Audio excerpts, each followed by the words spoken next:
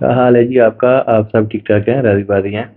تو 2 دن پہلے کی بات ہے جی کہ ایک خبر گزری ہے میری نظروں کے سامنے سے کہ انڈین خلاباز انہوں نے چاند کے اوپر جا کے پاؤں رکھا اور انڈیا چوتھا ملک بنا چاند کے اوپر پہنچنے والے ملکوں میں سے۔ تو اس میں کوئی حیرت کی بات نہیں ہے اور جیلسی والی بھی کوئی بات نہیں ہے، ان کی محنت، ان کی کامیابیاں ان کو مبارک۔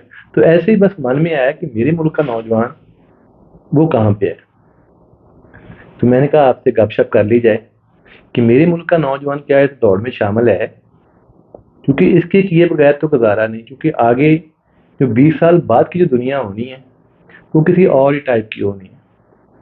تو بات کرتے ہیں آج کہ میرے ملک کا نوجوان کس طرح کا ہے اور کن الجھنوں میں پھنسا ہوا ہے۔ انسان کی جو زندگی ہوتی ہے نا، تو کچھ کام انسان نے پرائرٹی کے اوپر رکھے ہوئے ہوتے ہیں، جیسا کہ فرض کر لیتے ہیں کہ اگر کوئی انسان بیمار ہوتا ہے، اس کے ساتھ کوئی ہیلتھ کا ایشو ہوتا ہے، تو انسان کی پرائرٹی کے اوپر یہ ہوتا ہے کہ پہلے اس کو ہینڈل کر لیا جائے، اس کو پہلے دیکھ لیا جائے، باقی چیزیں بعد میں۔ یا ایک ٹائم کسی ایک انسان کو بھوک لگی ہوئی ہوتی ہے تو انسان کہتا ہے پہلے کھانا کھا لیا جائے، باقی کام بعد میں۔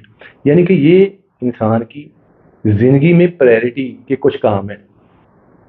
تو انہی پرائرٹیز کو میں دیکھ رہا تھا کہ میرے ملک کے جو نوجوان ہیں ان کی پرائرٹیز جو ہیں وہ کس طرح کی ہیں، پرائرٹی کے اوپر کون کون سے کام انہوں نے رکھے ہوئے ہیں۔ تو پھر من میں خیال آیا کہ ظاہر بات ہے انسان زندہ رہنے کے لیے کھانا ضروری ہے، کھائے گا نہیں تو زندہ کیسے رہے گا؟ کیا میرے ملک کا نوجوان کھانا کھا کے فارغ ہو گیا ہوا ہے تاکہ وہ کام شروع کرے؟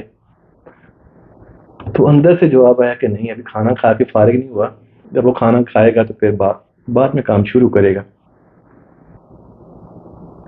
کھانے کے بارے میں سوچنے بیٹھ گیا کہ اب میرے ملک کا نوجوان کھانا کھا رہا ہے، تو پھر جواب ملا کہ کھانا تو بڑی دور کی بات ہے، کھانا تو اس کا 70 سال سے ابھی تک پورا ہی نہیں ہوا۔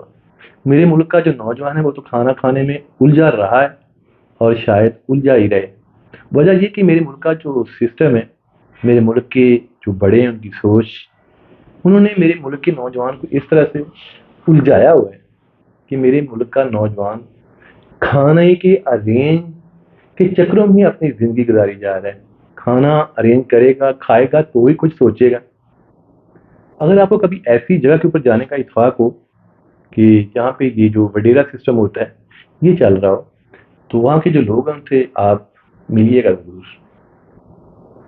ان کی جو زندگی ہوتی ہے ان کا مقصد صرف یہی ہوتا ہے کہ صبح کھانا ملے، دوپہر کو کھانا ملے، رات کو کھانا ملے، اور ان کے پاس اس سوچ کے علاوہ اور کچھ سوچنے کی فرصت ہی نہیں ہوتی۔